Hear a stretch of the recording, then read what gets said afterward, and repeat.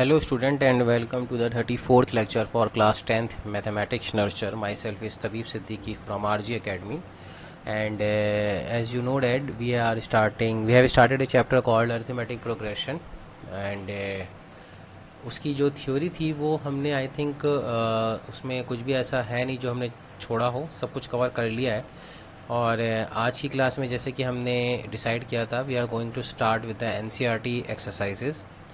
और जैसा कि हमेशा हमारा एक प्रोसेस रहता है कि हम एनसीईआरटी के एक्सरसाइजेस के लिए जब भी मैं कर रहा होता हूँ आपके लिए सॉल्व, तो वाइल सॉल्विंग आपको हमेशा याद रखना है कि जैसे ही मैं कोई क्वेश्चन उठाऊँ या पुट ऑन करूँ स्क्रीन के ऊपर, तो सबसे पहला काम आपको स्क्रीन को पॉज करना होता है, 2 मिनट के लिए 3 मिनट के लिए सोचना होता है क्या ये क्वेश्चन मेरे से खुद से सॉल्व हो सकता है या नहीं है।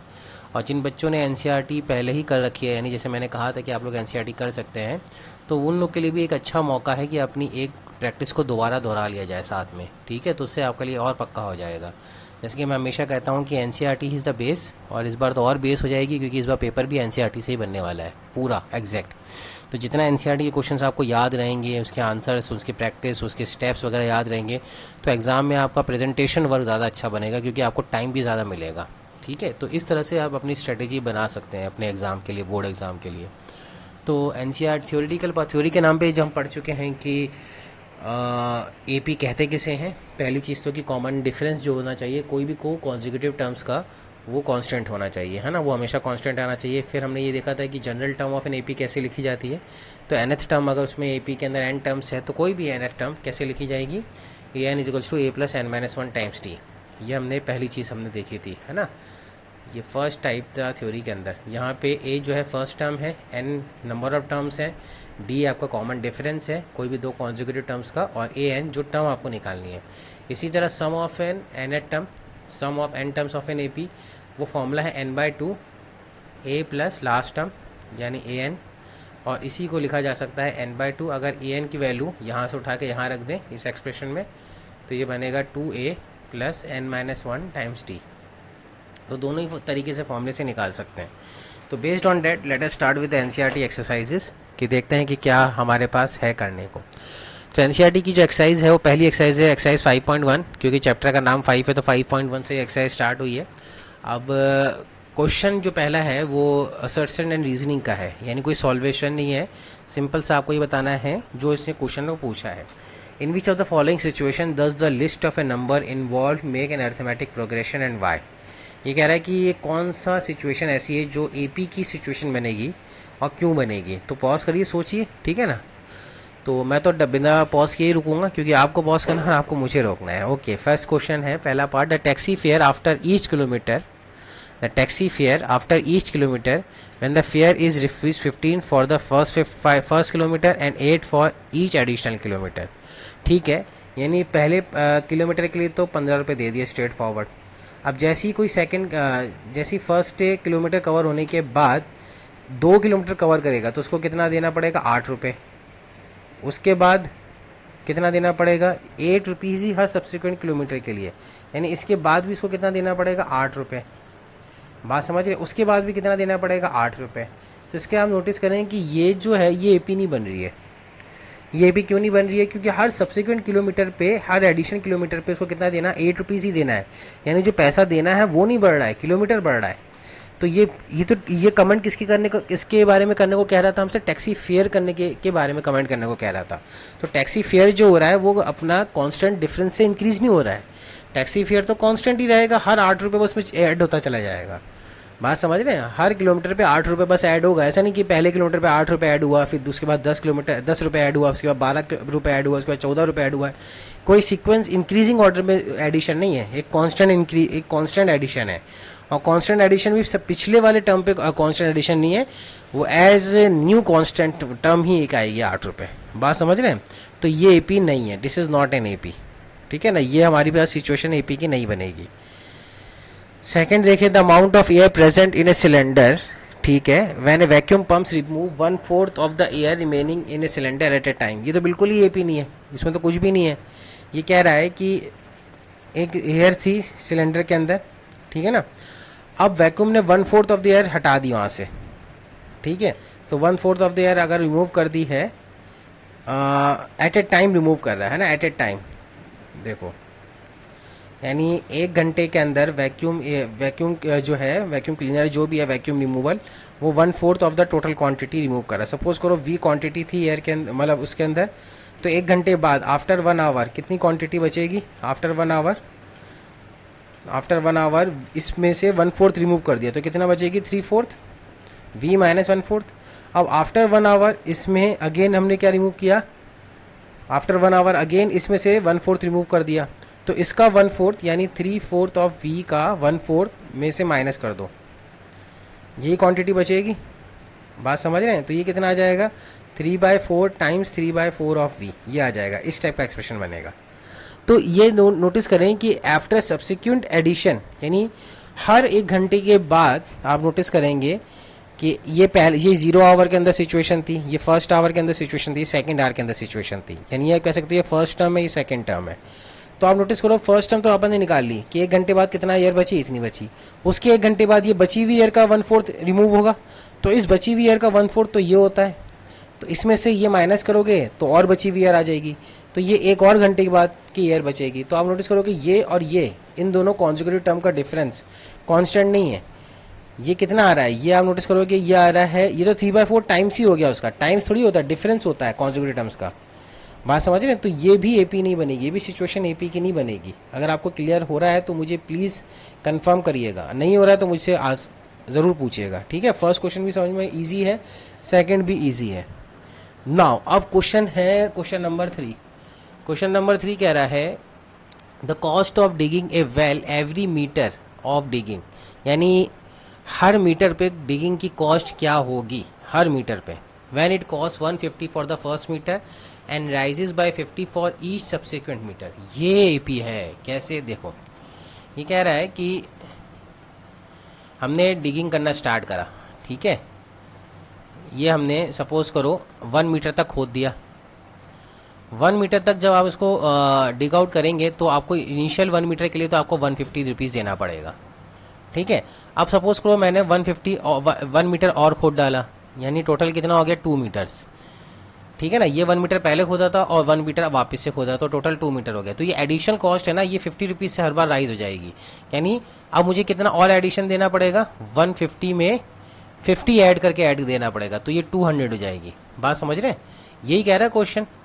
ये कह रहा है कि when it cost 150 for the first metre and rises by 50 for each subsequent metre, यानी यही 150 कॉस्ट जो है ये हर सब्सिक्वेंट मीटर के लिए 50 रुपये से बढ़ जाएगी। अब आप बोलोगे सर फर्स्ट क्वेश्चन में क्या डिफरेंस था? फर्स्ट क्वेश्चन में ये था कि ये फिक्स प्राइस था कि ₹15 तो फर्स्ट किलोमीटर के लिए था, लेकिन ईच 8 रुपीज़ जो था एडिशन किलोमीटर के लिए था, पर किलोमीटर के लिए। वो 8 किलोमीटर राइज नहीं कर रहा था पहले 15 रुपये के अंदर। यहाँ पे देखो लैंग्वेज में थोड़ा ध्यान दो, यहाँ पे ये कह रहा है कि राइजेस बाय 150, यहाँ पे बाय 150 का है एंड 8 रुपये फॉर है, तो बहुत फ़र्क है। प्रेपोजिशंस की वजह से क्वेश्चन की लैंग्वेज में बहुत फ़र्क आ गया है, ठीक है ना। तो rises by 50 rupees for each subsequent metre, क्या राइज करेगा? राइजेस बाय क्या चीज़ राइज करेगी? जो इनिशियल कॉस्ट थी 150। तो हर मीटर के लिए जैसे जैसे अब आप आगे बढ़ते जाओगे, हर मीटर के लिए कॉस्ट कितनी बढ़ती जाएगी? 50 रुपीज़ से बढ़ती चली जाएगी। अब सपोज करो आपने 3 मीटर डग कर डाला, कितना डिग कर डाला? 3 मीटर, 1 मीटर 1 मीटर 1 मीटर, तो इसी कॉस्ट में वापस से कितनी ऐड हो जाएगी? 50, तो 250 हो जाएगा। अब आपको ये दिख रहा होगा ये एपी बन रही है, जिसका कॉमन डिफरेंस 50 है। बात समझ रहे हैं? तो ये एपी है, इसमें तो कोई डाउट नहीं है। तो ये हमारी हो क्या हो गई? एपी, ये सिटीजन एपी, ठीक है। तो इस तरह से हमें क्वेश्चन सॉल्व करने होते हैं। फिर आ जाते हैं फोर्थ क्वेश्चन पे। The amount of money in every account year when 10,000 is deposit as a compound interest at 8% per annum, ठीक है। ये कह रहा है कि amount of money in account every year, हर साल का अमाउंट निकालना है और 10,000 रुपये डिपॉजिट किया है, कंपाउंड इंटरेस्ट 8% पर एनम। तो अमाउंट का फॉर्मूला क्या होता है? ये हमें पता होता है। अमाउंट का फॉर्मूला आपको पता होना चाहिए। अमाउंट का फॉर्मूला होता है P1 + R upon 100 to the power n। तो आपको अमाउंट एट फर्स्ट ईयर निकालना है, अमाउंट एट सेकेंड ईयर निकालना है, अमाउंट एट थर्ड ईयर निकालना है, ये निकालना है आपको। तो P तो दे रखा है 10,000, 1 + 8% कंपाउंड इंटरेस्ट दे रखा है, तो फर्स्ट साल का तो ये आ जाएगा। सेकेंड ईयर का बस पावर 2 हो जाएगी, थर्ड ईयर का पावर 3 हो जाएगी। तो ये तो ऑब्वियस ही बात है, ये एपीएम में दिख नहीं रही है।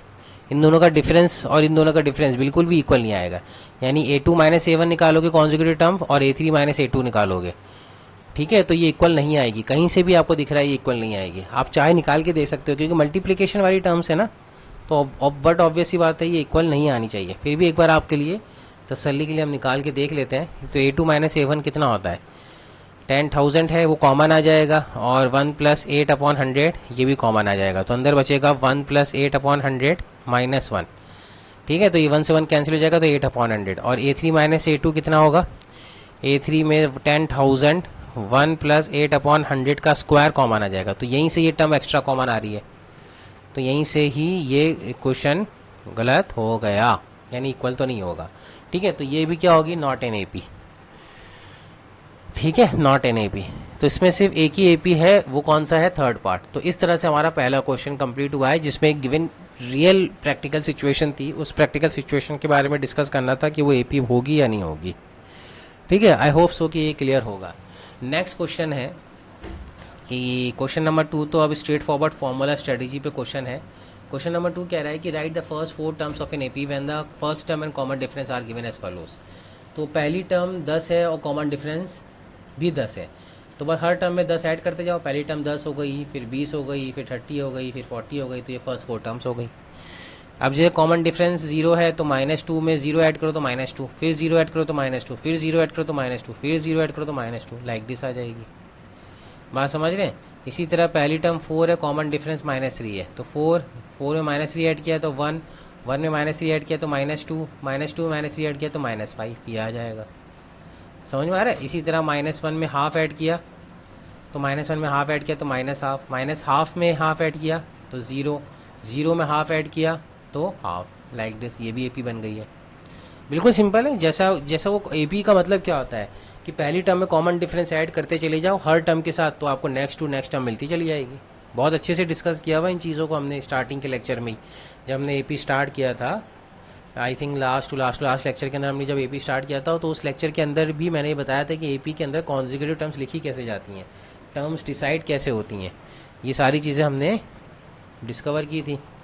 ओके, अब -1.25 है और ये -0.25 है। ठीक है, तो ऐड कर लो। पहली टर्म तो -2.5 है, 0.25 इसमें ऐड करोगे तो -1.5 आएगा, फिर -1.75 आएगा, फिर -2 आएगा, and it's keeps on going like this. तो this is how the second question can be easily solve. ठीक है, बहुत ज़्यादा सिंपल क्वेश्चन है, इसमें हमें कुछ भी ज़्यादा नहीं करना है। ठीक है, थर्ड क्वेश्चन जो कह रहा है वो कह रहा है कि फर्स्ट टर्म बताओ, कॉमन डिफरेंस बताओ। फर्स्ट टर्म तो आपको हर AP के पहली टर्म ही को कहते हैं, वो तो 3 आ जाएगी।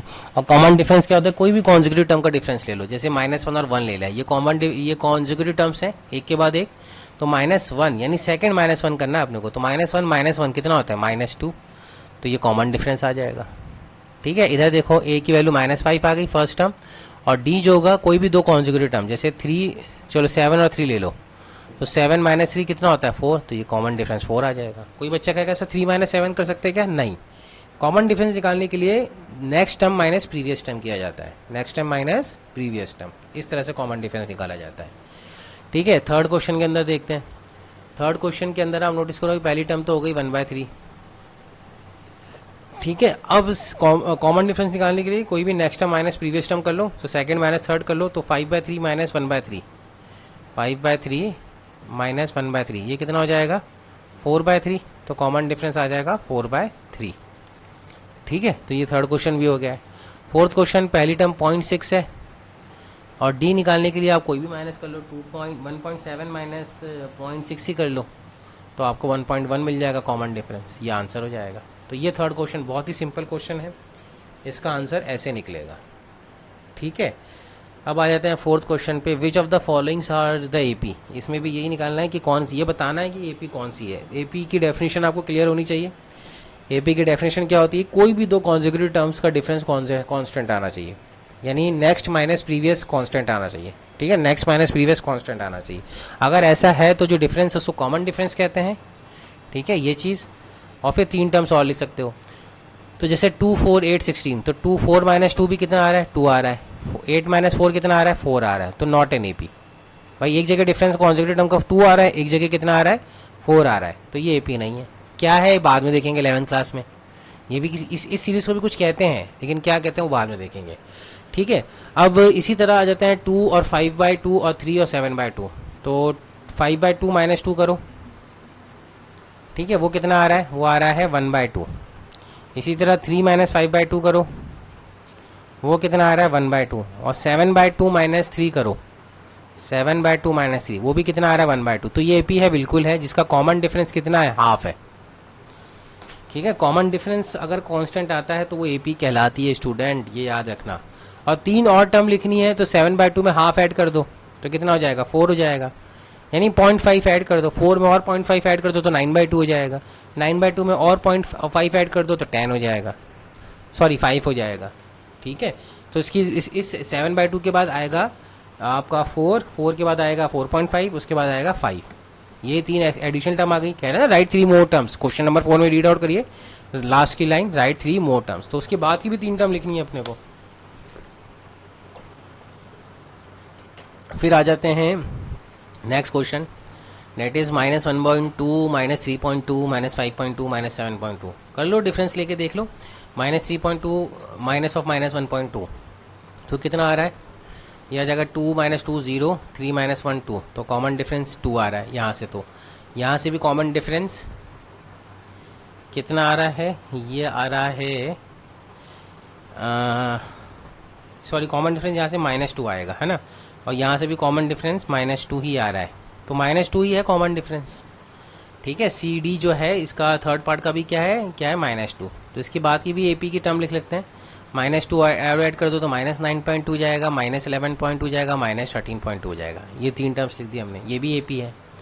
ठीक है ना। विच ऑफ द फॉलोइंग सारे एपी, तो पहली अभी तक एपी नहीं थी, सेकंड और थर्ड अभी तक एपी आ रही हैं। इसके बाद अपन आ चलते हैं, ये है -10 -6 -2। तो -6 ये जो दिख रहा है ना आपको, -6 जो दिख रहा है, -6 -10 कितना आ रहा है 4। इसी तरह -2 एंड माइनस ऑफ -6 ये भी कितना आ रहा है 4। तो ये भी कॉमन डिफरेंस इसका क्या आ रहा है, 4 ही आ रहा है। तो 2 + 4 कितना होता है 6, 6 + 4 10, 10 + 4 14। ये आपका कॉमन, ये आपकी एपी हो गई है, ये भी एपी हो गई है, जिसका सीडी कितना है 4 है।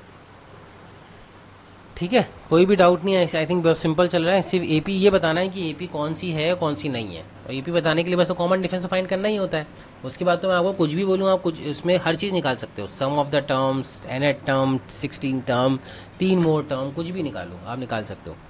इसके लिए देखो 3 + √2। तो देखो अगर मैं 3 + √2 है, तो इसको अगर आप देखो 3 + √2। एक बच्चे ने मुझे क्वेश्चन ये पूछा था, मैंने उसको कहा था कि जब मैं वीडियो लेक्चर में सेंड करूंगा तो मैं इसको बता दूंगा। तो ये एपी है कि नहीं है। तो देखो इसमें क्या करना है, again previous minus next minus previous करो। तो 3 + √2 - 3, ये क्या आएगा, √2 आएगा। ठीक है, फिर इन दोनों को माइनस करो तो ये कितना आ जाएगा, 3 + 2 √2 -3 + √2। तो 3 से 3 कैंसिल, 2 √2 - √2, ये भी √2 आ रहा है। फिर एक और ले लो अपनी तसल्ली के लिए, 3 + 3 √2 एंड -3 + 2 √2। ये भी कितना आ रहा है, ये भी √2 आ रहा है ना, ये √2 है, तो ये भी √2 आ रहा है। तो कॉमन डिफरेंस तो समझ में आ गया कितना है, डी है। क्या ये एपी है, यस एपी है। अगर ये एपी है स्टूडेंट तो इसकी नेक्स्ट टर्म क्या होगी, √2 ऐड करना है। तो 3 प्लस नेक्स्ट टर्म क्या हो जाएगी, 3 + 4 √2, उसके बाद वाली 3 + 5 √2, उसके बाद वाली 3 + 6 √2। अब कोई स्टूडेंट कहेगा सर एपी लगती तो नहीं है। भाई लगने से क्या होता है, लगने से तो कुछ नहीं होता ना, आपको निकाल के देखना होता है। आपको निकाल के देखना होता है मैथमेटिक्स के अंदर, आपको ये देखना होता है कि ये सेट पैटर्न को फॉलो कर रहा है कि नहीं कर रहा है। और सेट पैटर्न को फॉलो कर रहा है बिल्कुल। कॉमन डिफरेंस जो है वो √2 आ रहा है, तो वो एपी है। कोई भी दो कॉन्सेक्यूटिव टर्म का डिफरेंस अगर अब √2 आ रहा है तो वो एपी है, उसमें तो कोई डिबेट नहीं होना चाहिए। ठीक है ना, लगे या नहीं लगे वो अलग इशू है, पर एपी तो है भाई, इसमें तो हम कुछ नहीं कर सकते। ठीक है, अब आ जाते हैं 5th क्वेश्चन। इसी तरह है 6th क्वेश्चन क्या है, 0.2 0.22 0.22। ये तो स्ट्रेट फॉरवर्ड एपी नहीं है, इसमें तो चेक करने की भी ज़रूरत नहीं है। क्यों, क्योंकि जाहिर सी बात है कि डेसिमल अगर आप बढ़ा रहे हो, डेसिमल बढ़ा रहे हो तो कांस्टेंट डिफरेंस जो है वो कांस्टेंट तो आएगा ही नहीं ना, बिल्कुल नहीं आएगा। 0.22 - 0.2 जो होता है वो 0.02 होता है, फिर 0.002 आएगा, फिर 0.00002 आएगा, इस तरह से बनता चला जाएगा। तो वो तो जाहिर सी बात है कि कांस्टेंट डिफरेंस जब बराबर नहीं है तो एपी नहीं होगा। ठीक है, उसके बाद ये करेंगे 0 -4 -8। तो इन दोनों का डिफरेंस -4, इन दोनों का डिफरेंस -4, इन दोनों का डिफरेंस -4, तो yes it is in AP। तो -4 कॉमन डिफरेंस है, तो नेक्स्ट टर्म क्या हो जाएगी, -12 के बाद क्या आनी चाहिए, -16, फिर -20, फिर -24, इस टाइप की ये AP बन जाएगी।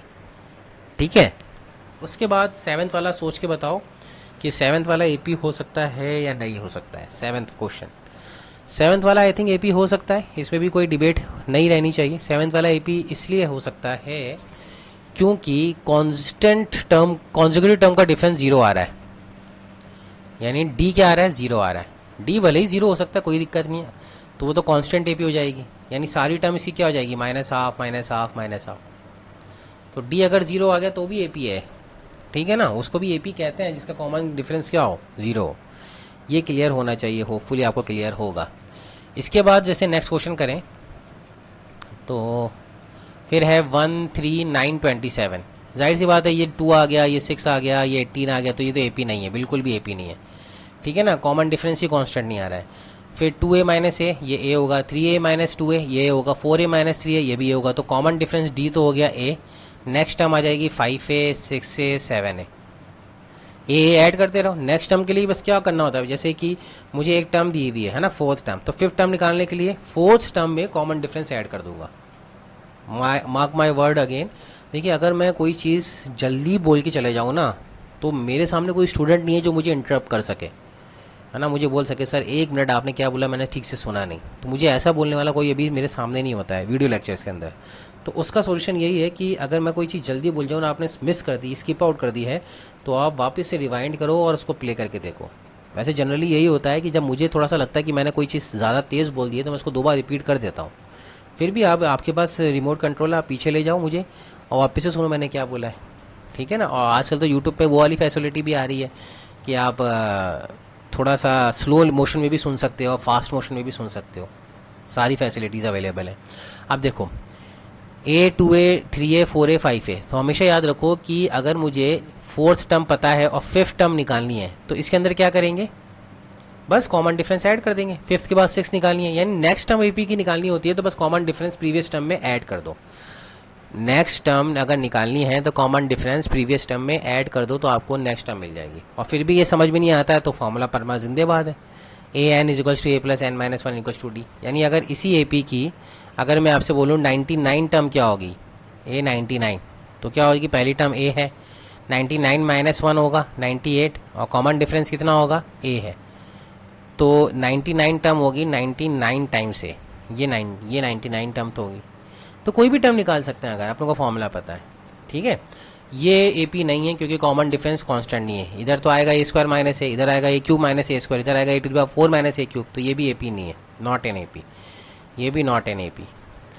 ये इस तरह डायरेक्टली नहीं कह सकते, दिख तो रहा है कि AP नहीं है, लेकिन ये AP हो भी सकता है, नहीं भी हो सकता है, लेकिन इसको अपने को परफेक्ट करना होगा। परफेक्ट कैसे करना होता है कि जो भी फैक्टर्स हैं उसको बाहर निकालो, जैसे कि ये √2 है, फिर √8 है, फिर रूट आई थिंक 18 है, फिर √32 है, तो √2 को तो √2 लिखा रहने दो, ये तो और रैशनलाइज हो सकता है, ये 2√2 लिखा जा सकता है ना, 2 × 2 × 2, तो एक 2 का पेयर बाहर निकल आएगा। ये लिखा जा सकता है 3 × 3 × 2, तो एक 3 का पेयर बाहर निकल आएगा। ये लिखा जा सकता है 4 × 4 × 2, तो 4 का एक पेयर बाहर निकल आएगा। अब देख लो कि AP है क्या, ये बिल्कुल एक AP नज़र आ रही है। कॉमन डिफरेंस कितना आ रहा है, √2, √2, √2, तो √2 आप ऐड कर दो इधर, तो नेक्स्ट टर्म निकल जाएगी 5√2, 6√2, 7√2। और अच्छे से लिखना है, यानी इसी फॉर्म में लिखना है, तो 5 को अंदर ले जाओ तो 50 हो जाएगा, 25 × 2, इसको अंदर ले जाओ 36 × 2 72, और इसको अंदर ले जाओ तो ये अंदर हो जाएगा 49 × 2 दैट इज 98। तो यानी नेक्स्ट 3 टर्म्स जो AP की आ रही है वो आ रही है 50, 72 और 98। इस डिस एन AP लग तो बिल्कुल भी नहीं रही है, लेकिन ये एक्चुअल में AP है जिसका कॉमन डिफरेंस क्या है, 2 है। तो इस तरह से क्वेश्चन को हिट आउट करना होता है, ठीक है ना। डायरेक्टली कभी भी ऐसा अपन नहीं बोल देंगे कि AP नहीं है या AP नहीं है, कुछ अगर समझ में आ रहा है तो अपन उसको वैसा सोच के देखेंगे, ठीक है। जैसे कि √3, √6, √6 - √3, भाई √6 को और सिंप्लीफाई तो नहीं कर सकते हैं, √6 होता है 2 × 3, और सिंप्लीफाई तो नहीं हो सकता है, तो ये √6 - √3 कहलाएगा। ये जो है ये √9 - √6, यानी 3 - √6, ये भी वही कहलाएगा। और √12 क्या है, दैट इज 4 √3 - 3, तो ये भी अलग ही डिफरेंस आ रहा है, तो ये एपी नहीं है, क्योंकि कोई भी दो कॉन्जिक्यूटिव टर्म का डिफरेंस क्या आ रहा है, कांस्टेंट नहीं आ रहा है, तो ये एपी तो बिल्कुल भी नहीं है स्टूडेंट, समझ रहे हैं आप। इसी तरह देखिए यहाँ पे नोटिस करें 1 स्क्वायर 3 स्क्वायर 5 स्क्वायर 7 स्क्वायर, तो इसको आप लिख लें, ये 1 होता है, ये 9 होता है, ये 25 होता है, ये क्या होता है, ये 49 होता है, तो ऑब्वियस सी बात है कॉमन डिफरेंस कांस्टेंट नहीं है, तो एपी नहीं, नॉट एन एपी। जब कॉमन डिफरेंस ही कांस्टेंट नहीं है तो एपी नहीं है। सेम यहाँ पे भी है, यहाँ पे भी कॉमन डिफरेंस कांस्टेंट नहीं है, तो ये भी एपी नहीं है। 1 25 49 कहाँ से कॉमन डिफरेंस कॉमन हो जाएगा यार, देखो आप सोच के। तो ये जितने भी हमारे पास 15 क्वेश्चन थे उसमें से कुछ एपी थी, वो कैसे पता लगाया था हमने, वो हमने ऐसे लगाया था कि कॉमन डिफरेंस कांस्टेंट आना चाहिए दो कॉन्जिक्यूटिव टर्म्स का, वो हमारा आ गया तो हमने बोला कि एपी है। और अगर कॉमन डिफरेंस कांस्टेंट नहीं आ रहा है तो वो हमने कह दिया कि वो एपी नहीं है स्टूडेंट, ठीक है। तो ये आई थिंक हमारी एक्सरसाइज, पहली एक्सरसाइज खत्म हुई है। एक्सरसाइज 5.2 है, देख थोड़ा सा टाइम बच रहा है अभी 2-4 मिनट, हम उसको स्टार्ट कर सकते हैं। 5.2 का पहला क्वेश्चन देखो, fill in the blanks in the following table given that a is the first term and d is the common difference a and nth is the nth term of ap। तो कुछ नहीं है, तो पहले वाले formula लगाएंगे, a n is equals to a plus n minus 1 times d, ये formula होता है। तो a की वैल्यू कितनी है यहाँ पे 7, n minus 1 as it is लिखा रहेगा, d अपना 3 दे रखा है, ठीक है। और अच्छा 8, n की वैल्यू भी 8 दे रखी है, तो यहाँ पे 8 डाल देंगे, तो ये जाएगा 7, 8 माइनस 7 कितना होता है, 8 माइनस 1 कितना होता है 7, तो 7 इंटू 3 21, तो जो लास्ट टर्म आएगी वो आएगी 28। तो 8 टर्म है, तो लिख सकते हो आप 7 10 13 एंड 16 19, इस तरह से करते करते लास्ट टर्म क्या आएगी 28, ये एपी बन जाएगी पहला वाला पार्ट के अंदर, ठीक है। ठीक है, नोटिस करते हैं ये वाला क्वेश्चन है, इसी फॉर्मूले के अंदर देखो ए एन दे रखा है 0, ए दे रखा है आपका -18, n आपका दे रखा है 10, 10 माइनस 1 9 हो जाएगा, 10 माइनस 1 9, और d आपको निकालना है, तो निकल जाएगा, ये 18 उधर जाएगा तो प्लस 18 हो जाएगा, ये 9d, तो d की वैल्यू कितनी आ जाएगी 2, तो ये आंसर हो गया 2, ठीक है, इजी है।